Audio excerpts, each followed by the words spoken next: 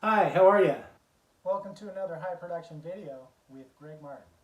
Okay, now real quick before, it's not supposed to be high production by the way, and it's not going to go viral like my varsity cheerleading finals. I'm joking, I wasn't a cheerleader, but these aren't going to go viral, and the reason why is because it's not high production, it's just references, just quick references that I can jump back to and that other people can jump back to if you're in a debate or have any questions, stuff like that. So what I'll do is I'll just go through what I want to talk about today, and that is the Shroud of Turin. Now, the Shroud of Turin it's a long piece of linen that is supposedly the burial wrap of Jesus Christ. It's after Jesus' body was gone from the tomb, Peter went in and found nothing but the body wrap and the face wrap that was used there. In fact, it says it in John. Then Simon Peter came along behind him and went straight into the tomb. He saw the strips of linen lying there, as well as the cloth that had been wrapped around Jesus' head. So it's testified in the Bible. So these items are there. So now we have the Shroud of Turin. The interesting thing about this, though, is that it's a linen. But on that linen, an image was transposed onto it somehow. And this is what it is. And again, high production, but I even use black and white printer. It's fine. It's because that's the way I roll. Here it is. So you see his face, and then you'll also see markings all throughout his body. And there are going to be significant markings in certain places that will, coincides with the crucifixion. And I'll go through those. But let's go through what this is. This image, they don't know what it is. They don't know how it was produced. We've tried to replicate this over and over and over, and we can't do it. It's not paint, it's not any kind of trickery, nothing at all. It is caused by a blast of ultraviolet light. I mean, that's insane. Ultraviolet light blasted an image onto it. And in fact, Dr. Paulo Lazaro, he said that the amount of power, kilowatts needed from ultraviolet sources is more than anything we have on this planet. It's something we've never, it's a type of energy that we've never experienced. We don't know. I mean, it's like the sun. So you have that causing this image. You have the fact that we can't reproduce it because we don't have enough energy. We don't have the sources for that. And then we'll go into the Sudarium of Oviedo. And that is the face wrap. Now with that, that's in Spain, I believe. But the markings on the face wrap coincide with the shroud in terms of where the thorn marks are from the crown of thorns. We'll go through the pollen. The pollen, they had pollen, flowers, seeds, all sorts of stuff that they found, any kind of flora from the linens. And they studied it, and it's from Jerusalem. The pollen is from Jerusalem.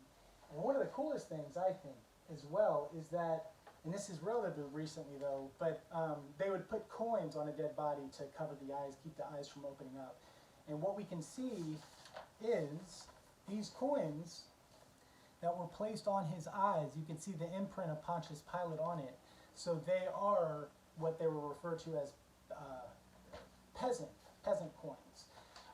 They were the ones that were used in Jerusalem around that time, the exact one. In fact, AD 29, I believe, is what they kind of came to the conclusion of what the coins were on the eyes. And then every Eucharistic miracle has been type AB blood. And that's what that is on the shroud, and that's what it is on the sudarium, the face wrapping. And then we'll go into some of these features that are on the actual image itself. I drew this. I don't know if anyone can tell. I use different colors and everything too. I don't know, I'm proud of it. But here we go. So at the top, there are markings on the linen, blood markings showing crown of thorns. There's scourge marks throughout it. So markings from a whip. And the reason why they know it's scourge marks is because there'll be splatters, quick splatters here and there. On the feet, on the wrist, there's nail wounds, markings right there. And in fact, from the amount of proteins and stuff inside the blood itself, it's scientific fact that this body was tortured. Whoever it was, the blood in it was tortured.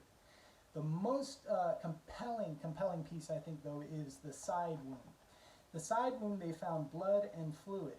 So if you remember from the Bible, when he sticks that lance up and right into to see if Jesus is dead, out comes blood and water.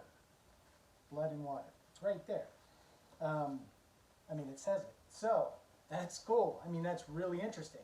But here's where we take it a step further. This is when you'd be like, all right, what are you talking about? Okay, so here's the body. Now, when you have the image, this image, you're going to have the top part is his face, then you're going to have the bottom part, his buttocks, his back, the back of his head.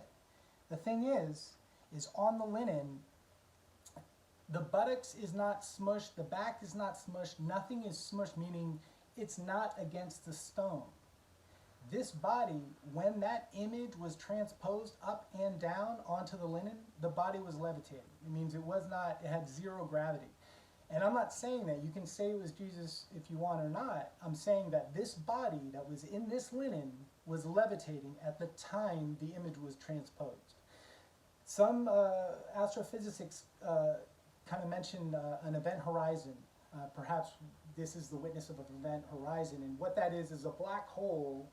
At the very surface of the black hole, it's called an event horizon. When you slip down past that, physics changes. Everything changes. It's like nothing we don't know. It's like the birth of a new universe. People think that an event horizon took place because there is a dividing line in that linen where one side of the image was projected up, his face, his back projected down, nothing compressed, zero gravity. Think about that. So you have a dead body in a tomb, laying there on the table, laying there, wrapped up, completely wrapped up. All of a sudden, the linen is taut. Now, if it was wrapped up, wouldn't there be crease marks and wouldn't the skin be pushed and everything? No. The linen is completely taut. There is no gravity. A body is levitating. Sheets are completely taut. Imagine it. Taut linens, the body right inside, and then big, massive, beyond explosion, but a massive event horizon, the birth of a new universe. Something happened there that produced so much ultraviolet light power that it's nothing on this planet. We can't reproduce this. If you think about it happening that way, like I said, you can believe that it's Jesus Christ or not that was in that linen. But you have to admit, something extraordinary happened there. And it happened there because linens are taut, zero gravity. The image is transposed from a light source that we don't have, a power source that we don't have.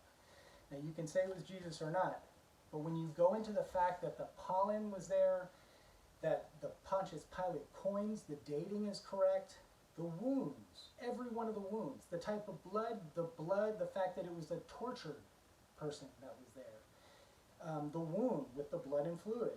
All these things coincide with the Bible to a T.